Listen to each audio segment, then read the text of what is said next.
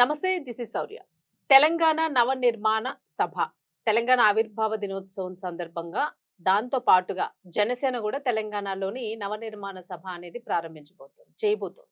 మరి దీనికి అనేక రకాల అడ్డంకులు ఎదురవుతున్నాయి. పర్మిషన్స్ కూడా ఇవ్వలేదు సభ పెట్టుకోవడానికి అని ఈ రోజు లంచ్ మోషన్ పిటిషన్ కోర్టులను వేయాలని చూస్తున్నారు. మరి ఎందుకు అడ్డం పెడుతున్నారు? కొంతమంది అయితే ఇదంతా కూడా కావాలని ఒక బ్యాక్గ్రౌండ్ లోని సెంట్రల్ గవర్నమెంట్ అంటే బీజేపీ చేస్తున్న ఒక ప్లాన్ ఆఫ్ యాక్షన్ అని అంటూ ఉన్నారు. అసలు ఎంతవరకు ఇది వాస్తవము? అలాగే పర్మిషన్ ఒకవేళ ఇస్తే ఏంటి వచ్చే నష్టము? సో దీని గురించి అయితే ఒకసారి మాట్లాడదాము. మనతో పాటు రాష్ట్ర అధికార ప్రతినిధి బీజేపీ పెద్దిరెడ్డి రవికిరణ్ గారు ఉన్నారు. సార్ నమస్తే సార్. నమస్కారం సూర్య గారు, మీకు రెడ్డి వీక్షకులందరికీ నమస్కారం అండి. సార్ ఏంటి సార్ అంటే జనరల్ గా అడుగుతున్నా, అంటే మీ కూటమిలో సభ్యుడు కాబట్టి అలాగే డిప్యూటీ సీఎం గా ఉన్న పవన్ కళ్యాణ్ ని తెలంగాణలోని వ్యతిరేకిస్తూ ఉన్నారు. ఎందుకు అనుకోవచ్చు అంటే ఒక సభ పెట్టుకుంటే ఇక్కడున్న ప్రభుత్వానికి వచ్చే ఇబ్బంది ఏంటి, నష్టం ఏంటి, ఎందుకు వద్దని ప్రజలే అనుకుంటున్నారా, లేదా ఆ పర్మిషన్ రేవంత్ రెడ్డి గారే ఇవ్వలేదా? ఎట్లా తీసుకోవచ్చు అంటారు? అంటే మీరు ఇందాక ఉపోద్ఘాతంలో బీజేపీ కావాలని ఇవ్వట్లేదు, బీజేపీ కుట్రలేదు అన్నారు. బీజేపీకి ఏంటి సంబంధం అనుకుంటున్నారు. అదే అంటున్నారు. అదే అలా బీజేపీకి ఏంటి సంబంధం? ఈ రోజు అక్కడ రాష్ట్ర ప్రభుత్వం కాంగ్రెస్ పార్టీ ఇచ్చింది, పర్మిషన్ ఇవ్వకుండా రిజెక్ట్ చేసింది ఎవరు? డీసీపీ శ్రీనివాస్, ఐపీఎస్ శ్రీనివాస్ గారు డీసీపీ, పేర్లింగంపల్లి డీసీపీ ఇక్కడ రాసుంది తెలంగాణ. ఇది ఎవరో హోమ్ మినిస్ట్రీ ఎవరు దీనికి? రేవంత్ రెడ్డి గారు. ముఖ్యమంత్రి ఎవరు? రేవంత్ రెడ్డి గారు. దీనికి బీజేపీకి ఏంటి సంబంధం? ఈ రోజు ఏ రాజకీయ పార్టీ అండి, దేశంలో 2000 రాజకీయ పార్టీలు ఉన్నాయండి. ఏ రాజకీయ పార్టీ అయినా సరే, ఏ రాష్ట్రంలో ఉన్నా సరే, ఎక్కడైనా సరే ప్రచారం చేసుకోవచ్చు, వారి యొక్క సభలు సమావేశాలు పెట్టుకోవచ్చు. రాజ్యాంగం ఇచ్చినటువంటి హక్కు.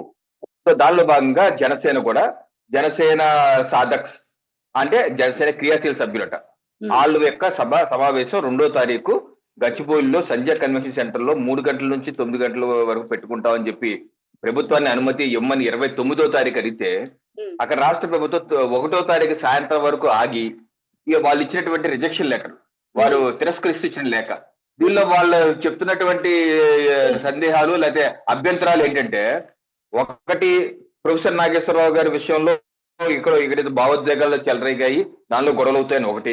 2, 12వ తారీఖు తెలంగాణ ఆవిర్భావ దినోత్సవం, పోలీసులు చాలా బిజీగా ఉంటారు, మీకు సెక్యూరిటీ ఇవ్వలేమని 2. 3, పార్కింగ్ ప్లేస్ లేదు, Sanjay convention centre parking place లేదు, పార్కింగ్ ప్లేస్ లేదు, మేము ఎలా ఇస్తారు? సో ఈ 3 చూస్తుంటే కావాలని చెప్పి కాంగ్రెస్ పార్టీ, జనసేన ఒక రాజకీయ పార్టీని అడ్డుకోవటానికి చేస్తున్నటువంటి కుట్రగా ప్రజాస్వామ్య రాజకీయ పార్టీ ఎక్కడికైనా వెళ్ళొచ్చండి. ఈ రోజు కాంగ్రెస్ పార్టీ 4 రాష్ట్రాల అధికారంలో ఉంది శౌర్య గారు. కర్ణాటక, కేరళ, తెలంగాణ, హిమాచల్. మిగతా రాష్ట్రాల్లో మీరు లేరు కదా. మిగతా రాష్ట్రాలు మా ప్రభుత్వం ఉంది, బీజేపీ ప్రభుత్వం ఉంది, ఎన్డీఏ ప్రభుత్వం ఉంది. మరి మేము కూడా మిమ్మల్ని ఆయా రాష్ట్రాల్లో అడ్డుకుని ఏ సభలు సమావేశాలు పెట్టకపోతే అప్పుడు మీరేం చేస్తారు? ఇది ప్రజాస్వామ్యమా? ఈ రోజు రాజస్థాన్ వెళ్తున్నారు రాహుల్ గాంధీ గారు, అక్కడ మీటింగ్ అని. రాజస్థాన్ లో ఎవరుంది? మా ప్రభుత్వం. మేము హెలికాప్టర్ దిగని ఇవ్వకుండా చేస్తే ఏం చేస్తారు?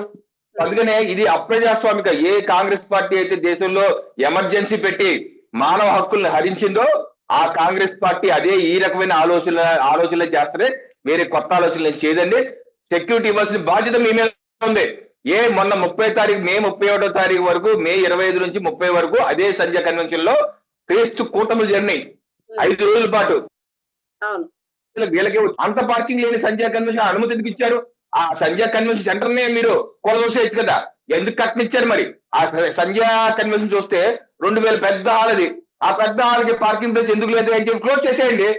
అంటే మీ ఇష్టం అనుమతి వేరే వాళ్ళకి ఇస్తారు, ఇక్కడ ఆపుతారా? ఇది కుంటి చాకులు కాక మరి ఏంటి? అలాగే ప్రొఫెసర్ నాగేశ్వరరావు లేకపోతే కొంతమంది రాజకీయంగా అనేకమైన ఆరోపణలు చేస్తారు. ఇప్పుడు కాంగ్రెస్ పార్టీ మీదండి సంజయ్ గారు, శౌర్య గారు, తెలంగాణలో కాంగ్రెస్ పార్టీ మీద బీజేపీ కావచ్చు, లేదా బీఆర్ఎస్ కావచ్చు, రకరకాల పార్టీలు ఆరోపణలు చేస్తారు. బస్తీ మీద సవాల్ అంటారు, రా చూసుకుందాం, ఎవరు రేవంత్ అంటారు, ఎన్ని అంటారు. అంత మాత్రాన మీరు రాజకీయ పార్టీ సమావేశానికి అనుమతి అని చెప్పి అనుమతి ఇవ్వకుండా ఇదే ప్రజాస్వామ్యం? ఎవరి మీద ఆరోపణలు చేస్తారు, ఇంకో ఆరోపణలు వీళ్ళు చేస్తారు. ఇది రాజకీయాల భాగం. అంతేగాని మీరు పని కట్టుకొని, జనసేన మొన్న తెలంగాణలో అసెంబ్లీ ఎన్నికల్లో పోటీ చేసింది భారతీయ జనతా పార్టీతో కలిసి. 2023లో పోటీ చేశారు, రేపు కూడా పోటీ చేస్తారు. ఒక రాజకీయ పార్టీగా ముందుకు వెళ్తున్నారు. ఒక రాజకీయ పార్టీగా మీరు వాళ్ళని రాజకీయంగా ఎదుర్కోండి. అంతేగాని దొడ్డి దారిన ఆపాలని చూస్తే ఊరుకునే ప్రసక్తి లేదు. ఈ రోజు హైకోర్టులో ఉన్న మ్యాటర్ తప్పనిసరిగా ప్రజాస్వామ్యం పరిరక్షించే విధంగా హైకోర్టు తీర్పు ఉండబోతుందని చెప్పి నేనైతే భావిస్తాను. ఏదైతే కాంగ్రెస్ పార్టీ కొన్ని ముసుగులు వేసుకొని ఈ యొక్క సభకి అడ్డు చెప్పడం దుర్మార్గం. కాంగ్రెస్ పార్టీ యొక్క నైజం, అప్రజాస్వామిక నైజం. ఈ దేశంలో ఎమర్జెన్సీ పెట్టే కాంగ్రెస్ పార్టీకి ఇటువంటి ఆలోచనలు రావడం సహజం. దాన్ని భారతీయ జనతా పార్టీ ఎన్డీఏ కూటమి బలంగా జనసేనతో కలిసి బలంగా ఎదుర్కొంటామని. రైట్ సార్, మీరు అన్నదైతే ఎగ్జాక్ట్లీ కరెక్ట్. ఎందుకంటే ఇప్పుడు అంటే పార్టీ దాన్ని తట్టుకోలేకనే ఇప్పుడు ఆంక్షలు పెడుతుందని. కాకపోతే ఇందులో విషయం ఏంటి అని అంటే